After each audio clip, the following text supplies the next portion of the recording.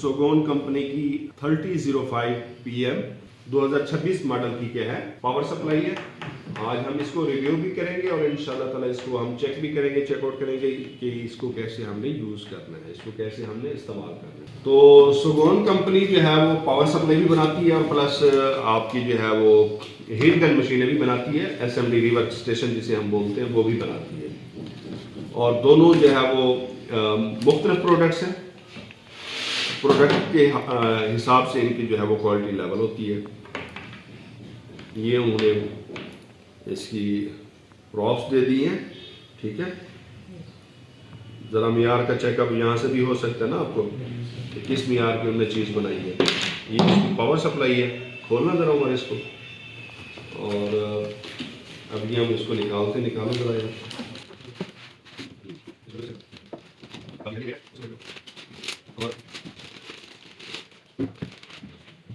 और यहाँ पर देखें, यहाँ पर इधर एक चीज़ बनी हुई है। ये क्या है? ये किस चीज़ का सैंपल है? ये हमेशा जहन में रखिएगा। ये जो सैंपल आपको नज़र आ रहा है ये फ्यूज़ का सैंपल है। इसके अंदर एक क्या लगा हुआ है? फ्यूज़ लगा हुआ है। तो जब कभी खुदा ना खास्ता अगर ये ओवर वोल्टेज की वजह से या लो वोल्टेज की वजह से ख़राब हो जाए तो मशीन को खोलने से पहले सबसे पहले आपने क्या करना है? फ्यूज़ को निकालना है।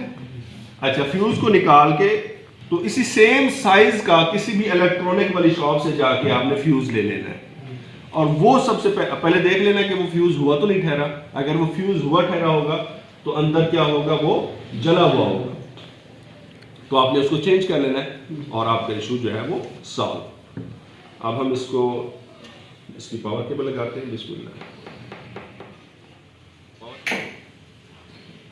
हो गई यार। अच्छा, अब यहां पर 3 डिस्प्ले है, यहां पर 3 डिस्प्ले है। सो सिंपल है। जो पहला डिस्प्ले है वो हमेशा ऊपर लिखा हुआ है वोल्ट, वो DC वोल्ट की स्क्रीन है, ठीक है। दूसरा डिस्प्ले एम्पेयर का है और तीसरा डिस्प्ले वाट का है। तीसरा डिस्प्ले वाट का है। Voltage multiplied by ampere equal to watt. आप इन दोनों को मल्टीप्लाई करेंगे तो आपके पास जो रिजल्ट होगा वो वाट की सूरत में होगा। जो इसका नेम है, अगर आप उस पर गौर करें तो इसका नेम क्या है? सोगोन कंपनी का नाम हुआ 3005। 3005, ये 30 क्या है? 30 दरअसल इसके वोल्ट है और 05 क्या है? इसके मैक्सिमम एम्पेयर है। ये मशीन हमें मैक्सिमम 5 एम्पेयर प्रोवाइड करती है और 30 वोल्ट प्रोवाइड करती है, ठीक है। अच्छा, अब इसमें यहां पर हमारे पास 2 बटन है। यहां पर हमारे पास 2 किस्म के बटन है। एक के ऊपर आप देखें तो लिखा हुआ आ रहा है 30 वोल्ट। यहां पर कितने लिखे हुए आ रहे हैं? 30 वोल्ट। और दूसरी तरफ हमारे पास क्या लिखा हुआ आ रहा है? 8.4 वोल्ट। अगर हम इसको स्विच कर दें तो ये मशीन हमें कितने वोल्ट प्रोवाइड करती है? 8.4 वोल्ट प्रोवाइड करेगी। आप क्लियर है? अच्छा, अब चूंकि हमने मोबाइल रिपेयरिंग का काम करना है और मोबाइल के अंदर हमने मैक्सिमम कितने वोल्टेज मेजर करने होते हैं? 5 वोल्ट मेजर करने होते हैं, 5 वोल्ट नापने होते हैं।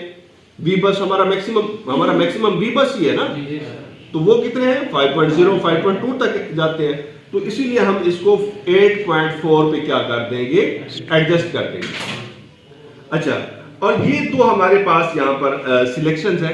ये जो पहली सिलेक्शन है ये वोल्ट की सिलेक्शन है, ठीक है। आप देख रहे हैं कि वोल्ट चेंज हो रहे हैं। और दूसरी जो हमारे पास सिलेक्शन है वो किसकी सिलेक्शन है? एम्पेयर की सिलेक्शन।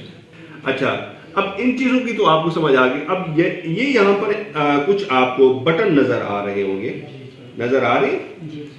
अच्छा, ये बटन किस चीज के हैं? ये जो 4 ग्रीन बटन हैं जिसके ऊपर M1, M2, M3 और M4 लिखा हुआ आ रहा है, नजर आ रहा है आपको? ये 4 आपके पास चैनल्स हैं। ये क्या है? चैनल्स हैं। M1, M2, M3, M4। अब ये चैनल्स आपको क्या प्रोवाइड करते हैं? एक स्पेसिफिक एडजस्टमेंट प्रोवाइड करते हैं जो आप खुद करते हैं। किस तरह?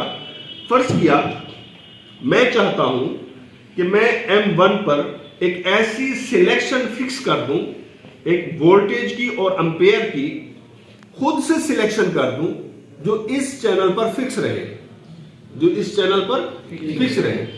मैं चाहता हूं कि मैं M1 को मोबाइल को ऑन करने के लिए जितने वोल्टेज दरकार होते हैं मैं उतने वोल्ट और एम्पेयर इस चैनल पर फिक्स कर दूं। तो मैं क्या करता हूं, मैं M1 को क्या करता हूं, प्रेस करूंगा, ठीक है, और प्रेस करने के लिए मैं अपने वोल्टेज कहां पे रखूंगा, 4.2 पे, 4.2 पे मैं क्या कर देता हूं, अपने वोल्टेज को फिक्स कर देता हूं। और एम्पेयर में मैक्सिमम जो है वो 2 पे सिलेक्ट कर लेता हूं। कितने पे सिलेक्ट कर लेता हूं, 2 पे। ये 2 सिलेक्शन हो गई है मेरी। अब मैं इनको फिक्स करने के लिए इसको थोड़ा सा लॉन्ग प्रेस कर देता हूं। ये अब सिलेक्शन मेरे M1 चैनल पर फिक्स हो गई है। क्लियर? जब भी मैं M1 को प्रेस करूंगा तो ऑटोमेटिकली 2 एम्पेयर और 4.2 वोल्टेज मुझे इस चैनल पर मिलेंगे। ठीक है, इसी तरह आपके पास बाकी 3 चैनल्स भी मौजूद हैं। आप जिस चैनल को जिस सिलेक्शन पर फिक्स करते हैं वो आप पे डिपेंड करता है।